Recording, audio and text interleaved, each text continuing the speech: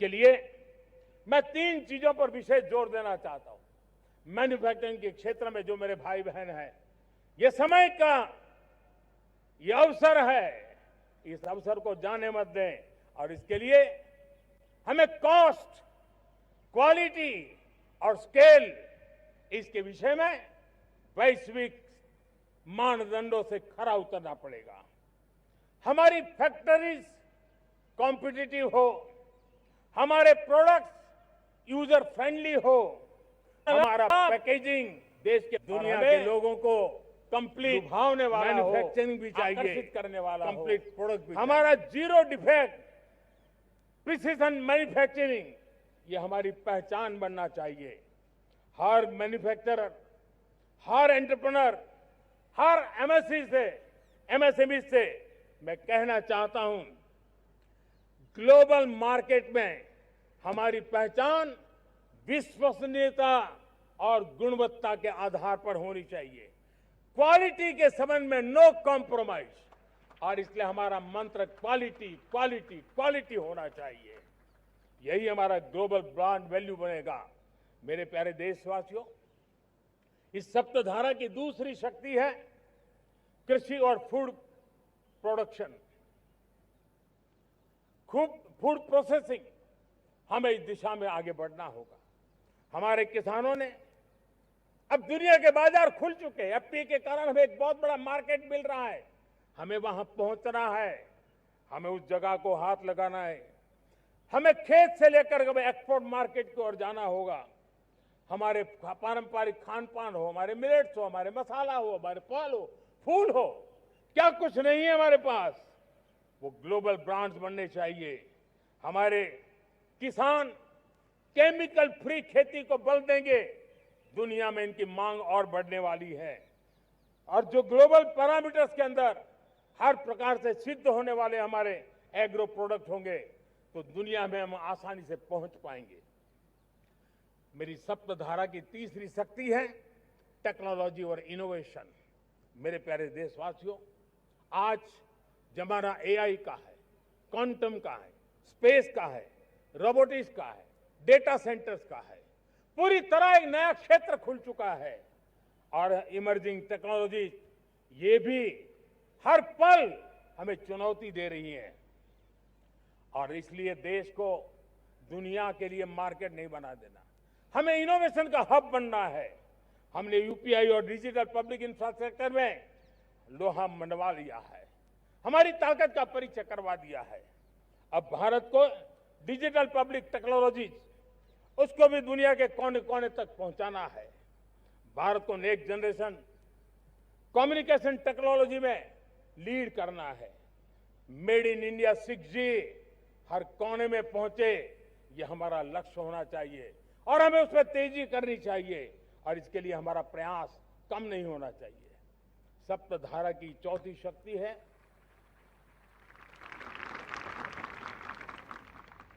गति शक्ति। ये गति शक्ति, देश के अंदर सीमलेस फास्ट कनेक्टिविटी पर हमें बल देना होगा। शहरों को हाई स्पीड रेल से हमें जोड़ना होगा। मॉडर्न हाईवे चाहिए, इनलैंड वाटरवेज चाहिए, एयरपोर्ट चाहिए, मल्टी मॉडल लॉजिस्टिक की व्यवस्था चाहिए। हमें पोर्ट्स को सिर्फ सामान उतारना चढ़ाने की जगह नहीं, दुनिया के शिप्स आकर के लंगर हो जाए इतना नहीं, हमें हमारे पोर्ट्स को पोर्ट लेड डेवलपमेंट ग्रोथ की दिशा में हमें आगे बढ़ना होगा। हमारी पांचवी शक्ति है सप्तधारा की, वो है रक्षा शक्ति। और ये रक्षा शक्ति का महत्व हर प्रकार से है। मेरे प्यारे देशवासियों, डिफेंस में आत्मनिर्भर होना अब भारत ने अनुभव कर लिया, दुनिया ने अनुभव कर लिया है, इसके बिना कोई चारा नहीं है। विश्व जब अपनी अपनी ही सोच रहा है, तब भारत विश्व के लिए बाजार बन करके नहीं रह सकता है। हमें डिफेंस के क्षेत्र में आत्मनिर्भर होना होगा। Next generation defence technology develop करके हमें ग्लोबल सप्लायर बनने की दिशा में हमें लक्ष्य लेकर के चलना है। हमें ड्रोन, काउंटर ड्रोन सिस्टम को विकसित करना होगा और हाइपरसोनिक डिफेंस टेक्नोलॉजीज, उस पर हमें लीडरशिप लेनी होगी। साथियों, साइबर सुरक्षा भी आज हर घर के लिए एक समस्या बन रही है। वो भी एक रक्षा का क्षेत्र है जिसमें हमारे युवाओं की जो सामर्थ्य है, उस सामर्थ्य का उपयोग हम देश के और दुनिया के लिए कर सकते हैं। हमारी सप्तधारा की छठी शक्ति है ग्रीन इकोनॉमी, ब्लू इकोनॉमी, जो ग्रीन जॉब को भी जन्म देती है। हमें green hydrogen, renewable energy, energy storage, green mobility, green manufacturing in global scale हमें पा करके रहना है। हमें दुनिया जब ग्लोबल वार्मिंग की चर्चा करती रहती है, हम रास्ते खोजते रहते हैं, हम समस्याओं का समाधान दे रहे हैं। और भारत ये ग्रीन मूवमेंट का बहुत बड़ा सामर्थ्य लेकर के चलिए। भारत के पास ब्लू इकोनॉमी के लिए भी बहुत बड़ा अवसर है। बहुत बड़ा लंबा हमारा कोस्ट लाइन है। ब्लू इकोनॉमी के लिए बहुत बड़े अवसर है। फिशरीज है, कोस्टल टूरिज्म है, ओशन टेक्नोलॉजी है। ऐसे कितने ही क्षेत्र हैं जिसमें हम आगे बढ़ सकते हैं। मेरे प्यारे देशवासियों, भारत सप्तधारा की जब बात करके लेकर चला है, तब हमारी 7वीं धारा है और दुनिया के लिए इसका अपना भी एक महत्व है, और वो है भारत का सॉफ्ट पावर। भारत के सॉफ्ट पावर की ताकत है। आज योग ने पूरी दुनिया को भारत के साथ जोड़ के रखा हुआ है। योग दुनिया के लिए एक ऊर्जा बनता जा रहा है, भारत के लिए विश्वास का बड़ा कारण बनता जा रहा है। जिस भारत के पास आस्था के केंद्र हो, जिस भारत के पास आयुर्वेद हो, जिस प्रकार से भारत के पास होलिस्टिक हेल्थ केयर की व्यवस्था हो, हील इन इंडिया का मूवमेंट हो, हम दुनिया के अंदर हमारे सामर्थ्य को लेकर के जा सकते हैं। हैंडीक्राफ्ट हो, संस्कृति हो, हमारी फिल्में हो, हमारा क्रिएटिव वर्ल्ड हो, वीएफएक्स हो, हमारा एनिमेशन हो, हमारी गेमिंग हो, डिजिटल कंटेंट हो, क्रिएटिव वर्ल्ड के अंदर भारत अपना रुतबा दिखा सकता है। हमने उसको वैश्विक सामर्थ्य के रूप में विकसित करना होगा। आज भारत ने वेव समिट को एक बहुत बड़ी ताकत दी है। दुनिया धीरे धीरे भारत का ये जो world audio visual and entertainment summit है, उसकी राह देखता रहता है, और वो भारत के सॉफ्ट पावर को, भारत के क्रिएटिव दुनिया को परिचित करेगा। मेरे प्यारे देशवासियों, भारत के पास विशाल वन्य संपदा है। हमारे पास 100 से ज्यादा नेशनल पार्क है।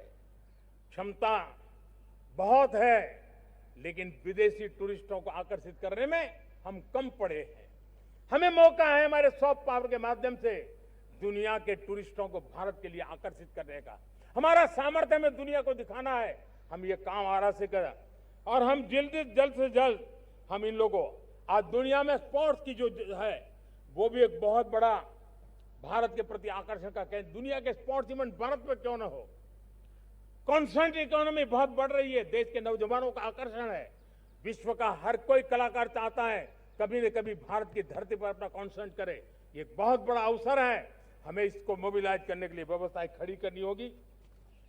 साथियों, सप्तधारा की इन 7 शक्तियां, सप्त शक्तियां, उद्देश्य सिर्फ एक सेक्टर में प्रगति करने का नहीं है। एक होलिस्टिक अप्रोच के साथ हमें राष्ट्र को जो लक्ष्य लेकर के हम चल रहे हैं, जो एम्बिशन लेकर के चल रहे हैं, उस स्केल को हमें पार करने की दिशा में काम करना है। मेरे प्यारे देशवासियों, कुछ चीजें मैंने बताई हैं, लेकिन मैं इससे भी आगे सोचता हूं। मैं जरा देश को झकझोरना चाहता हूं। मैं देश की शक्ति को भी झकझोरना चाहता हूं। देश यानी सिर्फ सरकार नहीं होती है, देश यानी हर नागरिक जुड़ता है।